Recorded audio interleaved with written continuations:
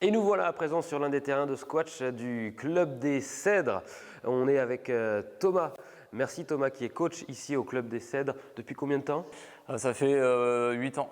8 ans déjà que tu ici, coaches ici au Club des Cèdres. C'est un club il y a beaucoup de licenciés, il y a peu de clubs en Sarthe, il n'y en a que 3, c'est ça que tu me disais? Du coup, en squash, c'est ça. Et il y a combien de licenciés au Club des Cèdres en squash? On est autour de 200.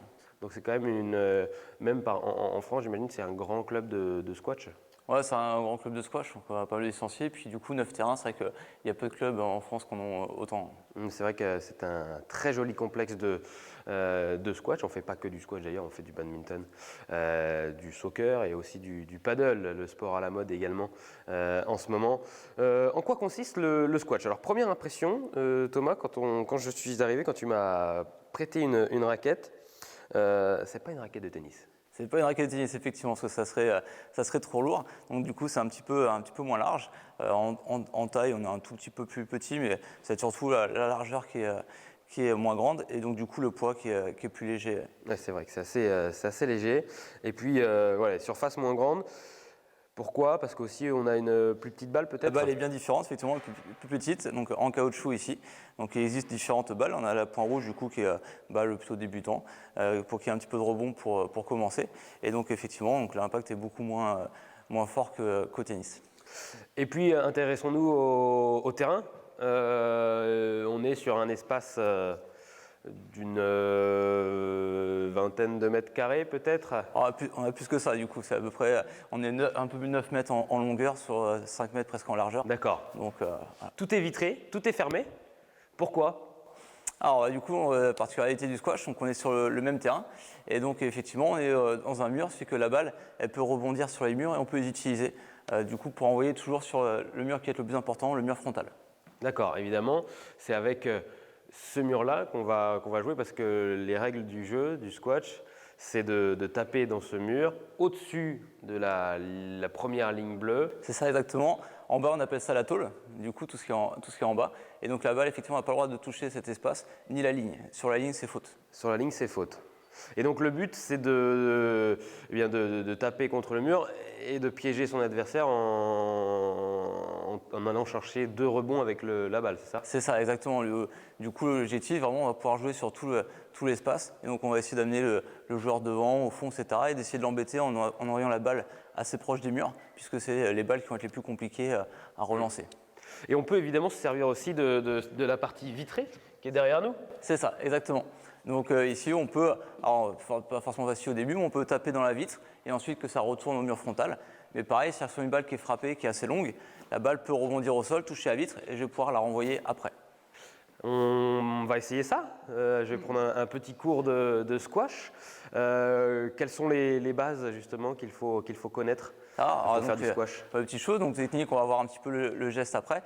Et on a ici par exemple ce qu'on appelle ici donc, le T, qui va être très important pour tout ce qui est replacement. Donc quand on joue une balle, il faut à chaque fois essayer de se replacer au centre du terrain pour essayer d'avoir toutes les balles qui sont après. Si je reste au fond, si derrière on me fait une balle devant amorti, ça sera compliqué à aller chercher. Donc c'est vraiment l'important. On dit un peu que c'est une bataille pour le T. Il faut essayer toujours de se replacer ici. De conserver le T. Et comment ça se passe du coup? Parce que j'imagine qu'il y a aussi beaucoup de déplacements entre les deux joueurs pour pas se toucher, pour pas se gêner. Comment ça se... Exactement. Donc déjà important, on se replace ici. Mais si j'envoie une balle au milieu, forcément, je ne vais pas pouvoir rester ici puisque tu vas vouloir jouer. Et donc, si je reste là, je vais prendre un coup de raquette ou une balle. Donc, si j'envoie la balle au milieu, je vais être obligé de me pousser. Donc, au final, c'est vrai que le plus important au squash, c'est d'envoyer les balles vraiment avec ce qu'on appelle la largeur, la balle le plus proche possible des murs latéraux.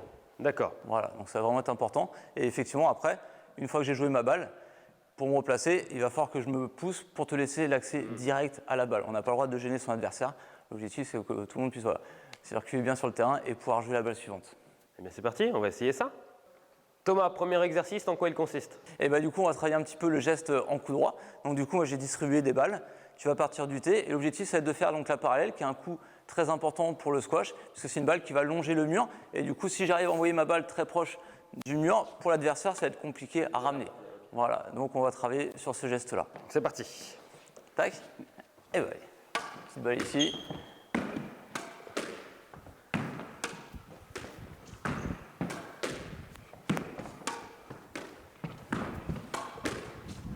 Ah, bien joué, bien parallèle.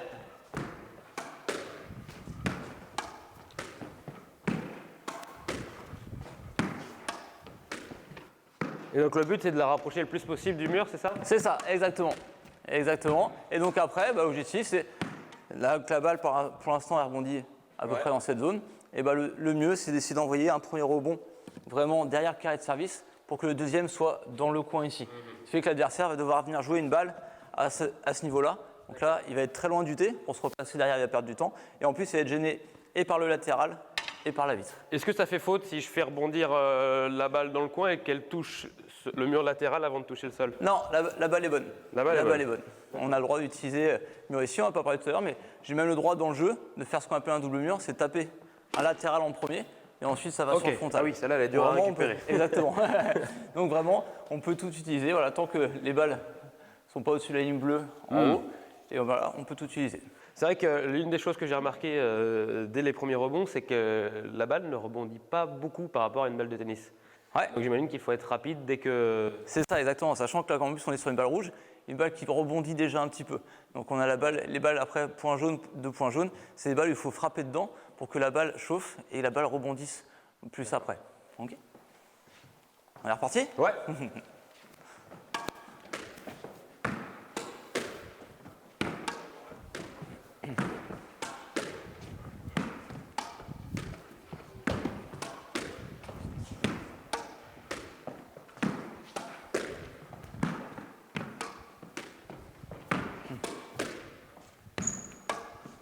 Bien, Donc voilà c'est pas mal pour le coup droit. Le coup droit. Et donc forcément, le coup droit, après, on a le revers.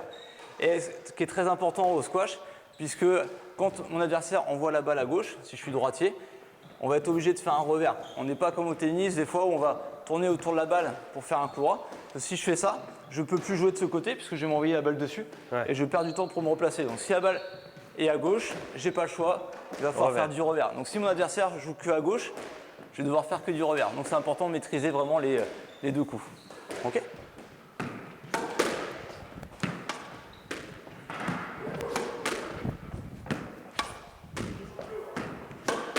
Ah dommage. Donc là, effectivement, J'ai touché le filet au-dessus.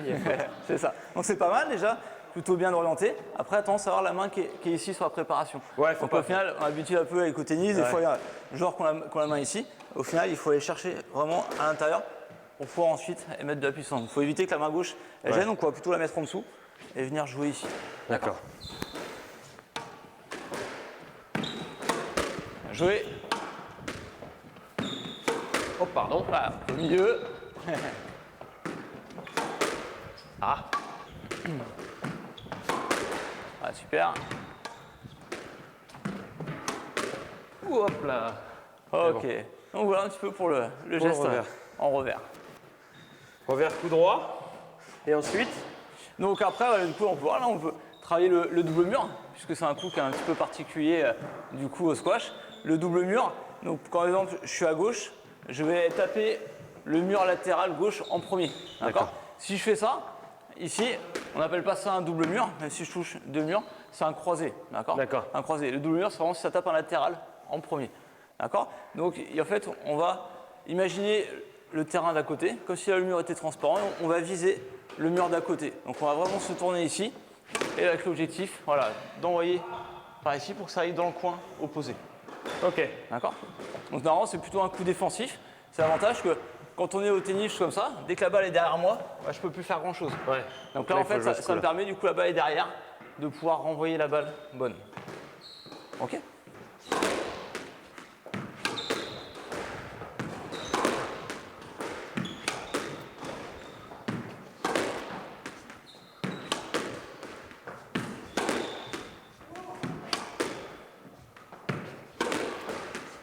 Il faut que j'essaie de la mettre dans le coin maximum, c'est ça? C'est ça, exactement. Donc là, en fait, l'angle est très bon, parce que ta balle, elle vient dans le coin ici. Ouais. Maintenant, si tu veux faire encore mieux le double mur, ça va être de faire moins haut, pour que ce soit plus dur à rattraper. Parce que là, du coup, il y a beaucoup de rebonds. Elle va faire un très bon double mur. Je vais aller chercher à faire beaucoup plus rasant pour que ça vienne vraiment mourir ici. Ok. Voilà, c'est mieux.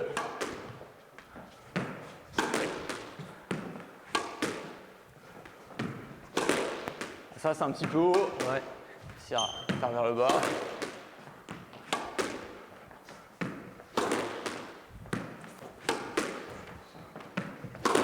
Ouais, bien joué.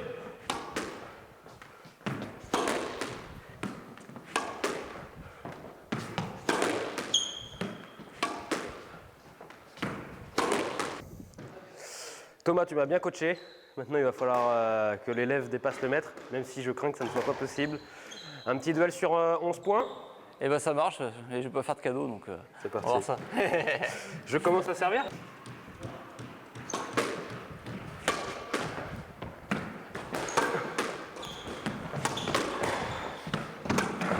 Joué.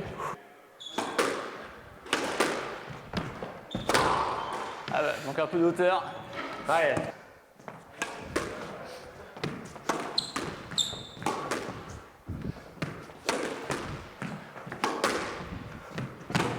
Bien joué.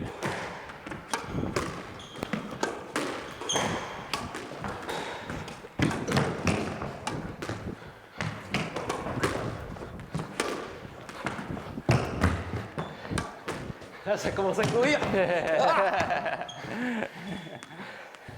Eh bien, Mauvais échange. placement. Ah, je suis sorti de mon match. Là, toi envoyé au fond, comme ça on prend moins de risques.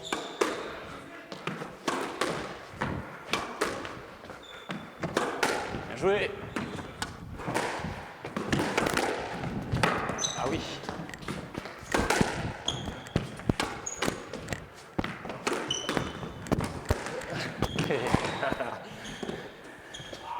À 10-5, 5, balle de balle match. de match. Je rattache le micro, je prends mon temps pour couper le jeu de l'adversaire. Alors après, il y a le coup du lacet qu'on peut faire, il y a pas mal Le de coup du choses. lacet. J'ai un caillou dans la chaussure.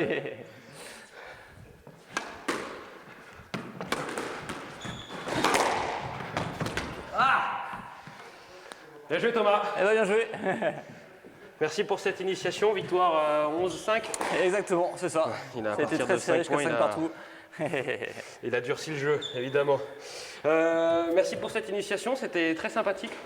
J'ai encore le cardio un petit peu à bloc. Donc on voit que c'est un sport qui sollicite vraiment le cœur, le physique. Je pense que si on fait une partie de 2 heures, il doit avoir des petites courbatures si on n'a pas trop l'habitude. Pour jouer, effectivement, déjà, si on n'a pas fait de sport depuis pas mal de temps, 40 minutes déjà, c'est bien. 1 heure, du coup, souvent, c'est pas mal. Et puis les habitués, après, ils peuvent jouer plus longtemps, 1h20, jusqu'à 2 heures. Mais c'est vrai qu'une heure, déjà, souvent, on est déjà bien. Après, là, en plus, aujourd'hui, comme j'ai un peu plus l'habitude, c'est toi qui cours plus. Donc forcément, c'est encore plus dur physiquement que Avec si l'expérience, on on est fait avec moins de le déplacements, même niveau en j'imagine. face. Exactement, c'est ça. C'est ouvert, ça reste ouvert tout au long de l'année. Je sais qu'on peut venir, même si on n'est pas forcément licencié au club des CED, après C'est le ça. travail, faire des Exactement, parties de squash avec ses amis. Le club avait pas mal d'horaires d'ouverture, parce qu'on est ouvert donc, du lundi au vendredi de 10h jusqu'à 22h sur les terrains.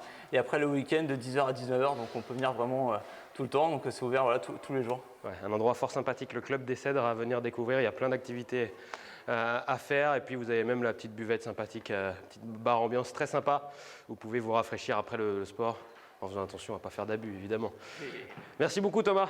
Et ben voilà, avec plaisir. J'espère que c'est un bon moment, Antoine. Ouais, très bien. C'était très, très sympa. Et puis nous, on se retrouve lundi prochain pour un nouveau 72 Sport. Salut! Au revoir.